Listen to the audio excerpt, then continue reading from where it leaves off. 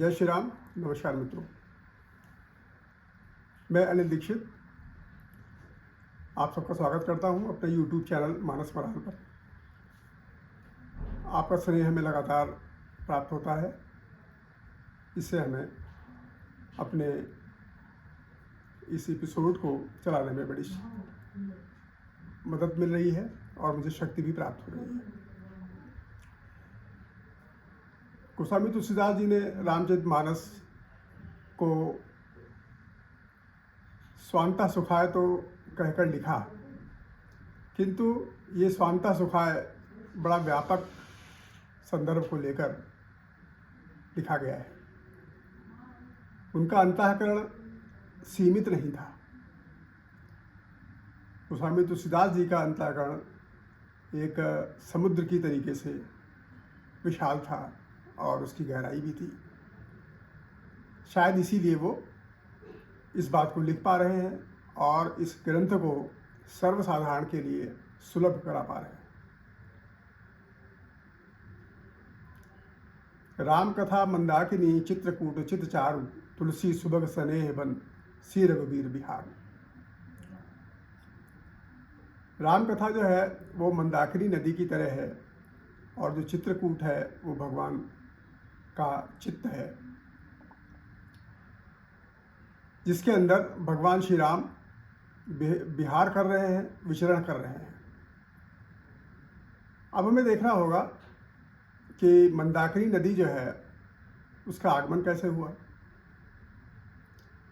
मंदाकिनी को गंगा की ही एक धारा कहते हैं। अब इसको हम रामकथा के रूप में इसका संदर्भ लेंगे। गंगा की धारा तो भगवान विष्णु के चरण कमलों से निकलकर निस्सरित होकर जन कल्याणार्थ भगीरथ के प्रयत्न करने के द्वारा सर्वप्रथम वो बुद्धि रूपी कमंडल के अंदर ब्रह्मा जी के पास आई और ब्रह्मा जी ने उस बुद्धि का निस्सरण किया और उसके बाद वो भगवान शिव शंकर के जटाजूट में समाहित हो गई। भगवान शिव ने गंगा को अपने जटाजूट में समाहित कर लिया।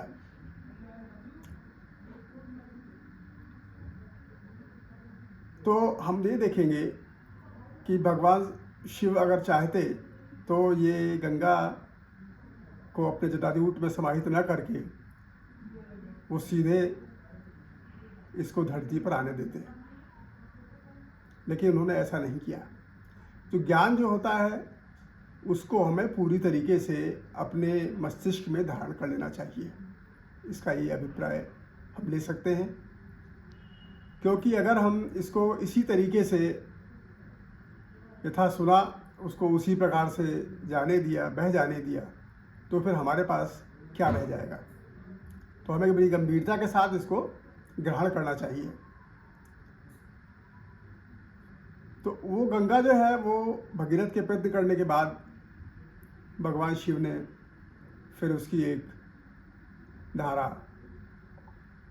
पृथ्वी के ऊपर छोड़ी और बाद में वो पृथ्वी पर बहती हुई भगीरथ के जो पुरखे थे, जो कपिल मुनि के द्वारा शापित थे, उनको जाकर वो तारती है।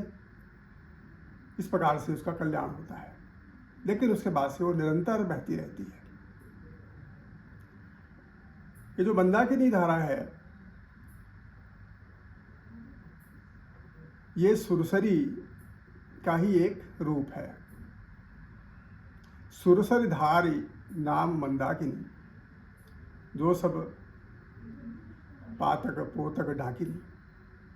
सुरसरी जो है उसी की एक धारा मंदाकिनी भी है। तो ये ज्ञान की मंदाकिनी है जो गंगा के तरीके से ही निकली है और भगवान शिव के द्वारा ही इसका प्रकाशन किया गया है। ये वैसे तो राम कथा है जो भगवान विष्णु के द्वारा ही हम तक प्राप्त होती है और ब्रह्मा की बुद्धि से ही ये निकलती है, लेकिन भगवान शिव शंकर ने सर्वप्रथम इसको धारण किया और उसके बाद इसको नीचे की तरफ जन कल्याण के लिए अपने हृदय के अंदर, पहले हृदय में इसको स्थापित किया। उसके बाद जब उन्होंने देखा कि माता पार्वती जो कि श्रद्धा का स्वरूप है, तो ज्ञान जो है वो श्रद्धा के द्वारा ही प्राप्त किया जा सकता है।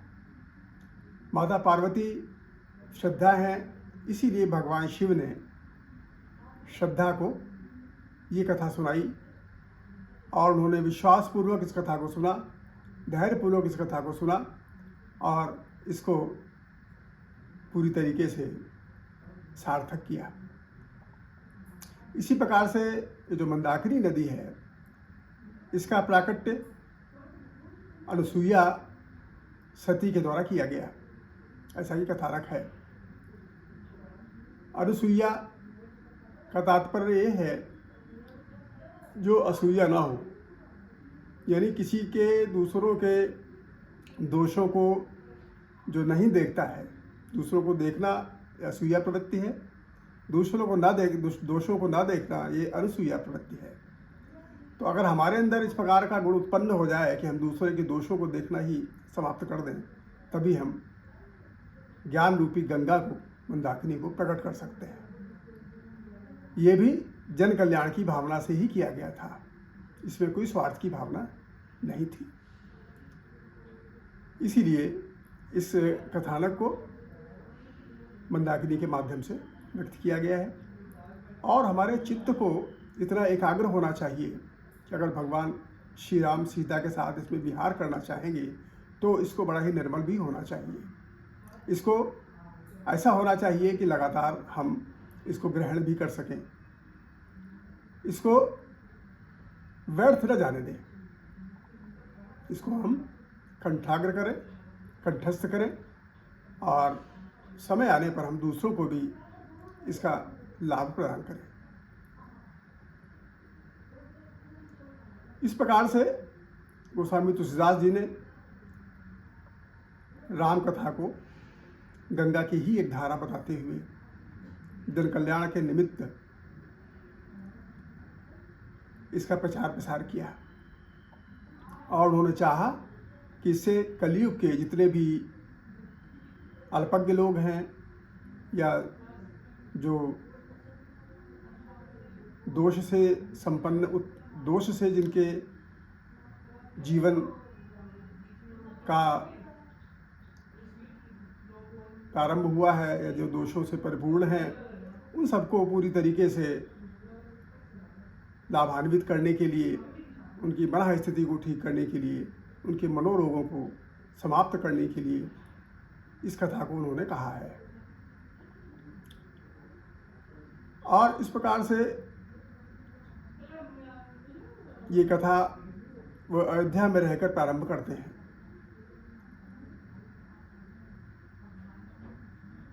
नवमी तिथि मधुमास पुनीता, ये कथा चैत्र मास के नवमी तिथि को मंगलवार के दिन प्रारंभ किया जाता है उनके द्वारा और नवमी भौमवार को वो जो है वो प्रारंभ करते हैं। इस समय जब वो लेखन करते हैं तो वहाँ पर समस्त देवी देवता उपस्थित हो जाते हैं और वहाँ का जो वातावरण है वो बड़ा ही सौंदर्यपूर्ण हो जाता है। ये कथा कई चरणों में प्रारंभ की गई है। ये तुलसीदास जी कहते हैं कि भरद्वाज ऋषि जो कि प्रयागराज में निवास करते हैं, उनके द्वारा भगवान श्री राम के जीवन चरित्र और के प्रति उनका जो अनुराग है, उसका ही ये परिणाम था कि संयोगवश वो ऋषि याज्ञवल्क्य के द्वारा इस कथा को सुनते हैं। भरद्वाज मुनि बसहि प्रयागा जिरहि राम पद अति अनुरागा। भरद्वाज ऋषि प्रयागराज में निवास करते थे, जिन्हें भगवान राम के चरण कमलों में अत्यधिक अनुराग था, और वो भगवान राम के विषय में अनुराग के कारण ही उनके जीवन चरित्र को भली भांति जानते भी थे। भरद्वाज ऋषि माघ मास में पूरा स्नान करते थे गंगा नदी में, और वहाँ पर बहुत संयोग होता था कि भरद्वाज आश्रम अधिपावन परम रम्य मुनिवर भावन, कहाँ बसे मुनि ऋषि समाजा, जाहि निमज्जन तीरथ राजा। एक बार भर मकर नहाए। वहाँ पर माघ महीने में जब सूर्य मकर राशि में प्रवेश करता है, तब महीने भर का स्नान होता है, आज भी होता है।